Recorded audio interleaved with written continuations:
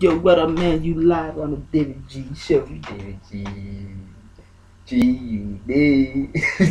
When I say David G, man, yo, make sure y'all say G Unit. Well, let me tell you where the G came from. The G actually came from my middle name. You know what I'm saying? My name is actually David Quikia Diane. So I was just lucky to get the G in my name. So that's how I took the G and turned it into G Unit. You know, and that's why it make me feel like G Unit and like 50 Cent and like Young Buck and 20 Year Old Music. You know what I'm saying? That's where it all begins. You know what I'm saying? Yeah. And that's the truth and nothing but the truth. So help me God. And now you're on the David G show, so we're gonna show you a little bit of Young Buck live on the David G show. Vacate your home, I come to break your bones. A bear smack, now we at it again.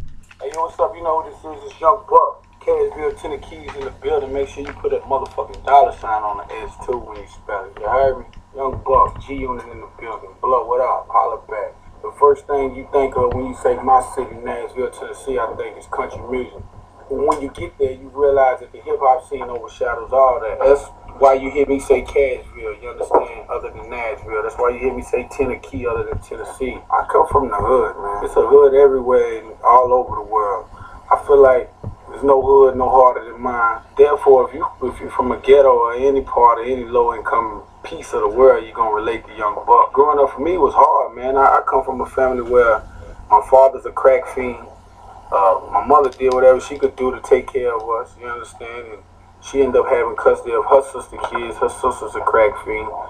So from day one, I immediately became the man of my house. It really wasn't no childhood for Young Buck. It really ain't been no childhood for Young Buck, period. When you put in a position where you kind of like got to provide for your family, and you kind of like the man of your situation at a young age, really ain't too many games to be played. I'm 23 years old. 23 years old, man. Like an old Streets man. made me the way I am.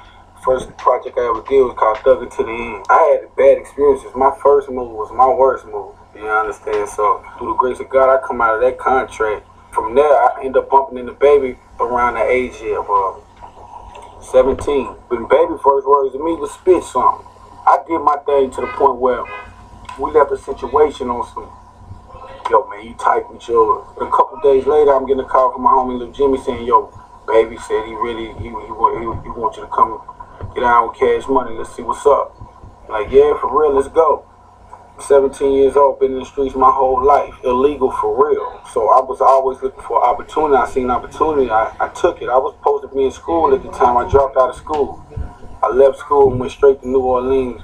In 2 years of my life, I hung up under Baby, kind of like back and forth. Out of those years, I mean, they progress was happening. You never even heard me on a project. Time passed and I'm watching all this success and not seeing nothing happen for me. It became a time where I was like, this shit ain't gonna work for me. So I said, fuck it, back in the streets. You know, it's 2 years gone. So you just kind of start all over. Doing whatever I did to make a dollar and shit. Me and Breeze had the streets on lock. He break down the blocks. I open up shop around the clock. And out of my ordeal back in the streets, I ended up getting shot in a home invasion and a robbery. One in the arm and one in the upper thigh area. It was enough for me to wake up and really realize that, yo, if this shit keep going on like this, I'm either get killed or I'm gonna go to jail. And I really realized that because I was getting down for real. I don't know how people get down around the world, but I was getting down. If you want me there, better watch your step. For prices on my ears, I got my shit. Really started to devote more of my time to the music then, the studio, period. And I got a call out of nowhere, it's Baby again. Come back to New Orleans, I'm putting together a group album. It's called Head Busters. I want you to be a part of it. I immediately went back to New Orleans. He's like, yo, I got your plane, I left. You know, it's 2 years later and the finances is there before I left. The office was a little bitty room with a computer desk. You know, I come back this time, it's Bentleys and Rolls Royces and everything. 4 days go by, 5 days. On the 5th day, I'm thinking, I'm finna get back home. I'm not finna really go through this and be sitting here like this. Juvenile happened to walk the office. He was like, yo, Buck, what you doing there? I'm like, yo, Baby called me and said he putting together a group album. He said, how long you been there? I said, like 4 days. Juvenile said, yo, I can't promise you nothing, but at least can promise you that you'll be heard on some projects that's coming out. And that's all I ever wanted was from anybody who's already established, was to give me a fair opportunity on if you're gonna call me in to be a part of your clique or whatever. At least throw me on something that's gonna be heard and let the world be the judge whether they like Buck or they say fuck Buck. Therefore, went straight back to the studio with Juvie and really never told Baby one word.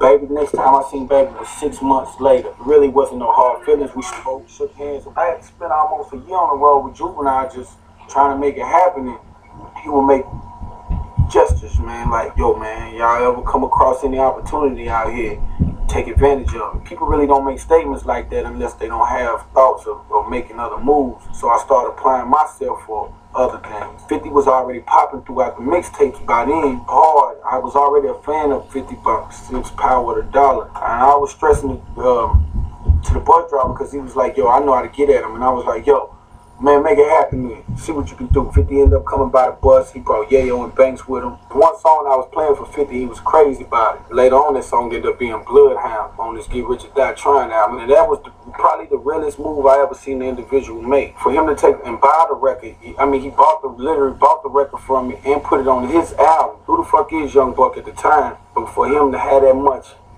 in him to feel like to gamble that much with me, I respected it to the utmost.